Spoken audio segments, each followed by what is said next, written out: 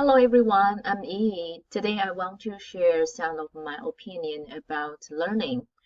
We want to talk about how do people learn and how do the learning theory inform teaching. Also, it's our week two assignment. So let's start. I would say people can learn. We learn a lot of things.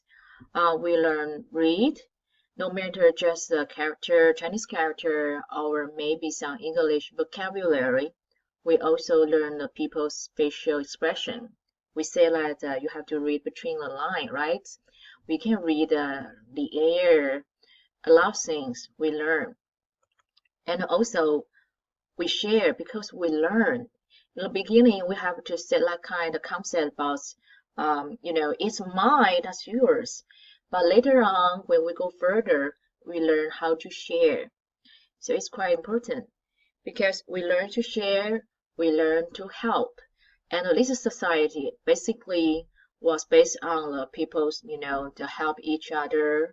And we set the very mutual goal. So help is really very important. And also, I believe that is very important because we learn and we improve. For example, like this picture, one day I went to a center and I just registered my name here and then I show on the screen. Technically, it doesn't really change a lot from the very traditional machine. We just take a ticket number. But somehow, when you see that your name appears on the screen, you still think that, oh, it's a really very fancy way, and everybody's name on that. So it seems that, okay, in this room, we are not just a stranger. You are must be, or maybe you are a kind of a feeling. So become very relaxed and a little bit friendly. I mean, more friendly. So I think, of course, we learn because the first time when I enter the store, I think, okay, where's that? And because you can see the sign here, they say the sign in here. So we have to go there and try to figure out. Of course, that is a very intuitively the design. And then because we learn, so we create. This old stuff, I have to say, it's all because that can help us set apart from the animal. People can learn. So we can do so many things. They are so wonderful. But if you want to ask how we learn, actually we learn through a lot of platform. You can say that. For example, people say that we learn through our sensory organs, of course. Some people they like to see the stuff, so they don't like to just sit there and the teacher give a lot of lecture. They want to see it. So maybe some picture or some, film, some kind of any kind of material, you can see that, you can recognize that. They can help them to memorize them. Also, some people like to hear.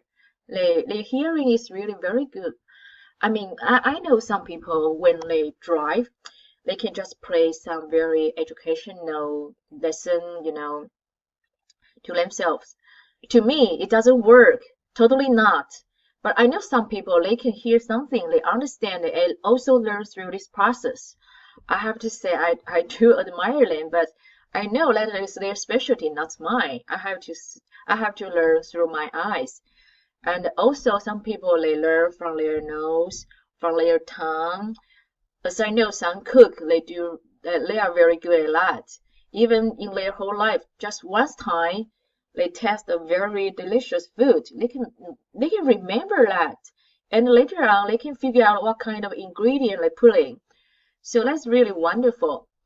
And also, we know that nowadays we also mentioned about like a hands-on experience, because some people they do learn something through their, touch, or we say like the muscle memory.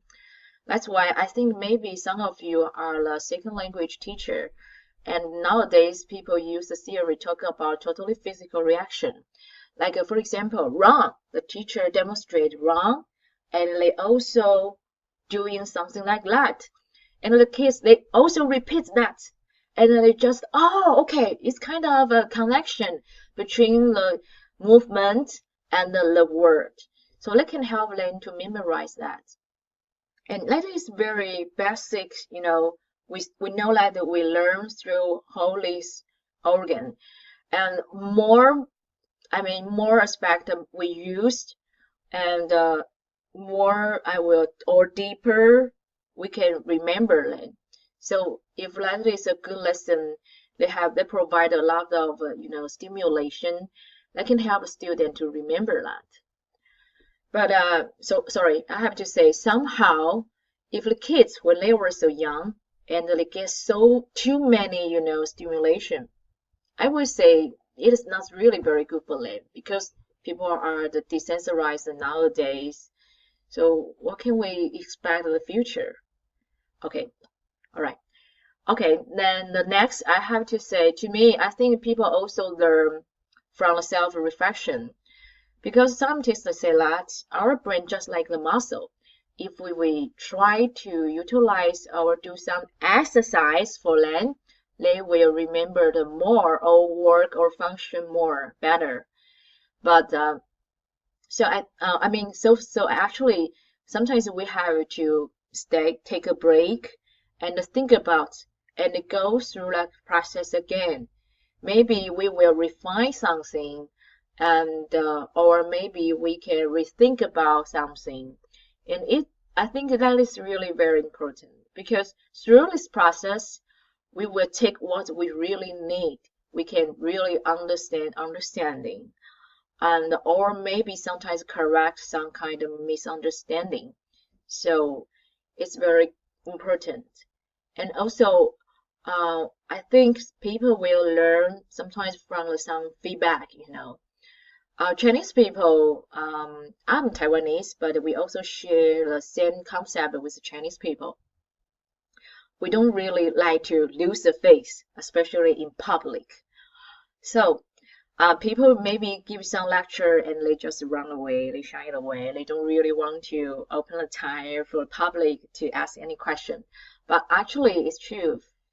Feedback is really very important, because we know that emotion also affect our brain works, how to work. So sometimes the feedback maybe make you feel a little bit embarrassed, but like also cut a little bit, make some dent in your memory.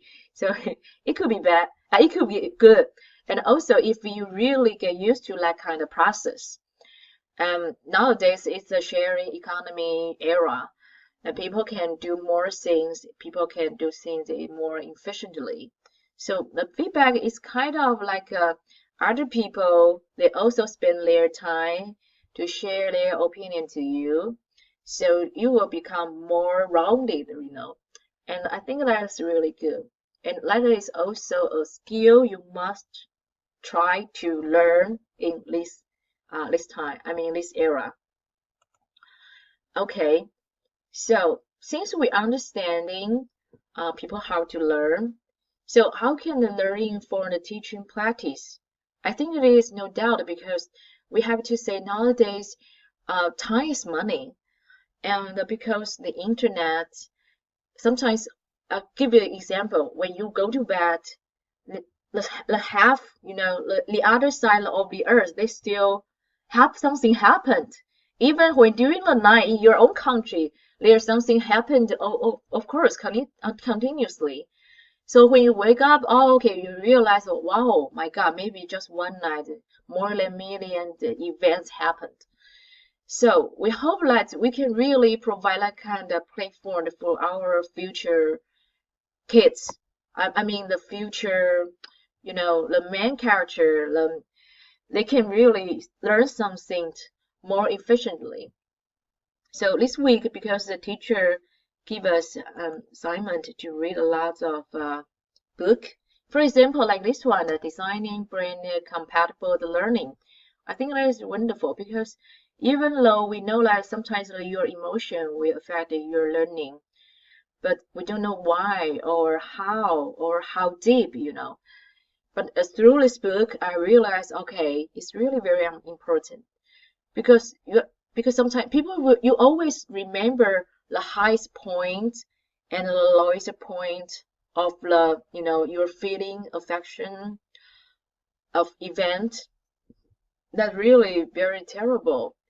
But of course, in the school, we don't really want to provide the event that because kids have very, very, depressed feeling about that. We always hope give kids a very happy environment and they can learn that very easily.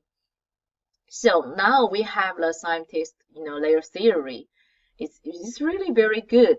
So we can, according to that kind of basic theory, understand our brain how to work.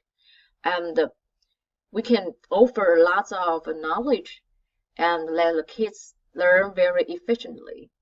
So since we know how the kids learn and what kind of factor, will have influenced our brain, and as a pre-service teacher, or I believe even the in-service teacher, we can provide a safe and encouraging environment. Of course, that corresponds to the theory about our brain, how our brain work.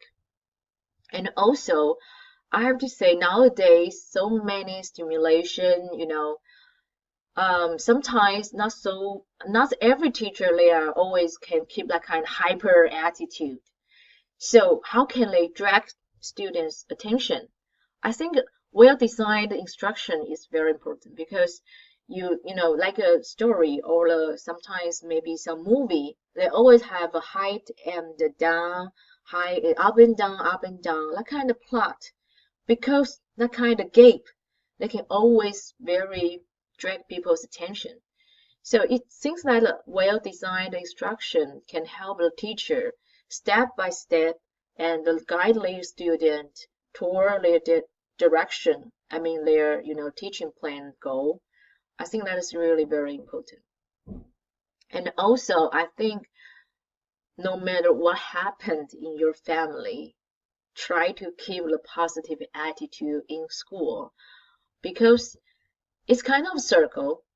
I remember there is a saying, fake until you make it. No matter what, try to show your smile every day, even though in your hearts this early morning something wrong with my family, something wrong with my kids, something wrong with my husband and me. But when you try to keep that kind of positive attitude, not only just the atmosphere in your classroom, actually the kids they can feel that. They can feel that kind of energy, chemical, in the air. So they can learn more efficiently.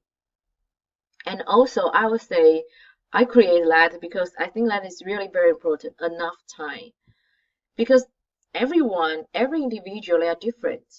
They have their own pace, Some people, they learn something quickly, but maybe only for something. Some people, they something very slowly, but they have their own schedule. So I think we don't just, stuff a lot of things into students' brain. We need to give them some time to digest, to consume them. And later on, they will, internalize them and become one of their parts, one of their knowledge and skill. And they do understanding. So that's all. I hope you can give me some feedback and I will try to lose my face and I will take that. Thank you so much.